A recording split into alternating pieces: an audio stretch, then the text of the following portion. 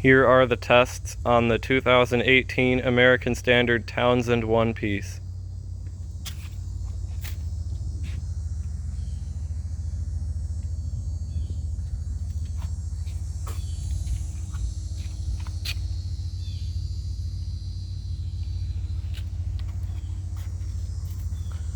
There's no water line in the tank, but it was set like this when we got it, so I'm just going to test it like that. And the flappers are set to how they were when I got it as well, and I don't even really know how to change the settings, nor do I want to try figuring it out. So anyway, let's give this a flush and see how it does on tests.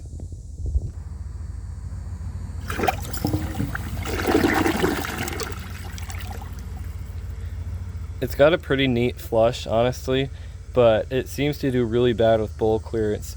I bet the performance is going to be pretty nice, but I'm not really looking forward to the dirt test. First, let's see if it can take a washcloth. I don't think I've seen a modern toilet fail this test, so I'm pretty sure it's going to pass very well.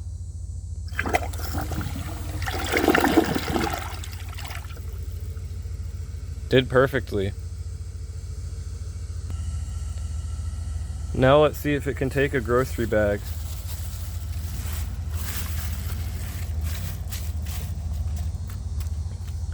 From the sound of the flush, I imagine it has pretty strong suction, so I think it'll do well on this.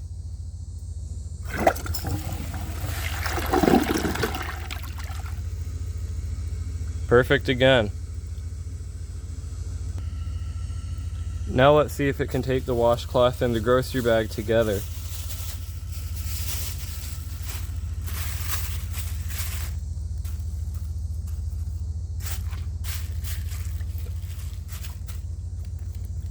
It's got a large, unrestrictive, and probably glazed trapway, so I think it has a chance, but I don't really think it will pass.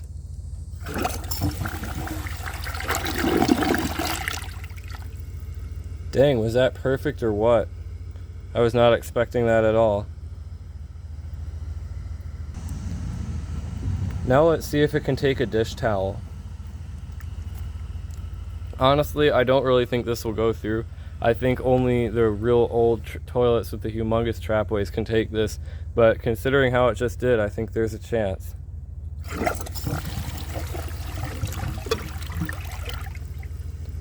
Nope. And if I drain the rest of the water from the tank, I'm going to have to prime it by flushing it 5 times, and honestly I really don't feel like doing that. So I'm just going to flush it again, press and release with the rest of the water in the tank.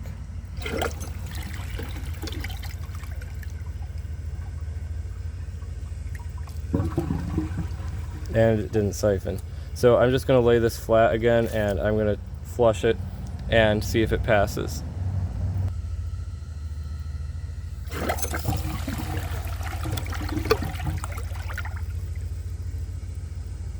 It looks like this dish towel is just too big.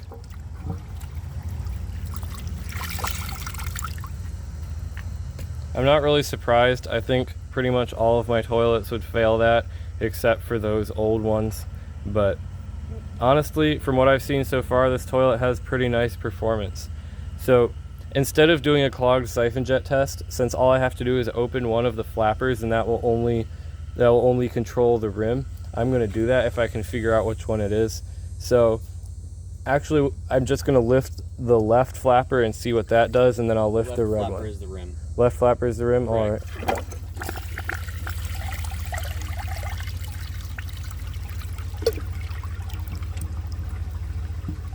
So that's how it would flush with a clogged siphon jet.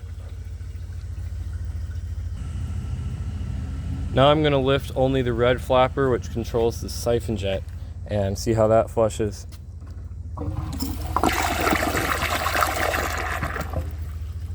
Just like a Glacier Bay.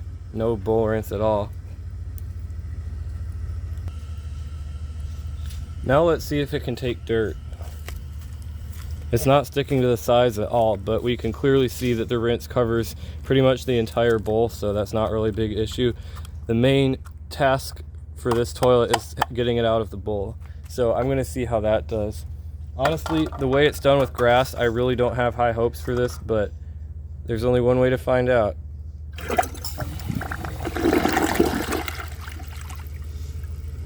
That did unsurprisingly terrible. I don't know why it left all this stuff on the side either. That's weird. I guess the new toilet problem, because if you splash water on this, wait, it actually does go away. That's not very good. So this toilet does not really have very strong rinse despite its looks, and the bowl clearance sucks, but I mean, it beats a lot of them. It beats the rinse on a lot of these newer ones, especially the ones like the Glacier Bays and stuff like we saw before. So anyway, I'm gonna give this another flush.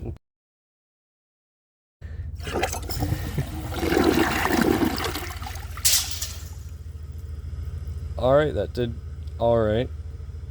It left a little bit of stuff in there, but other than that, seems to have done okay. So this probably would function alright as a normal toilet in someone's bathroom. It might put up a fuss when you install it. You'd have to prime it and everything. But other than that, I think it did alright. If you enjoy my videos, please subscribe and turn on notifications. It helps my channel a lot and I really appreciate it. Thanks for watching, and see you guys in the next video.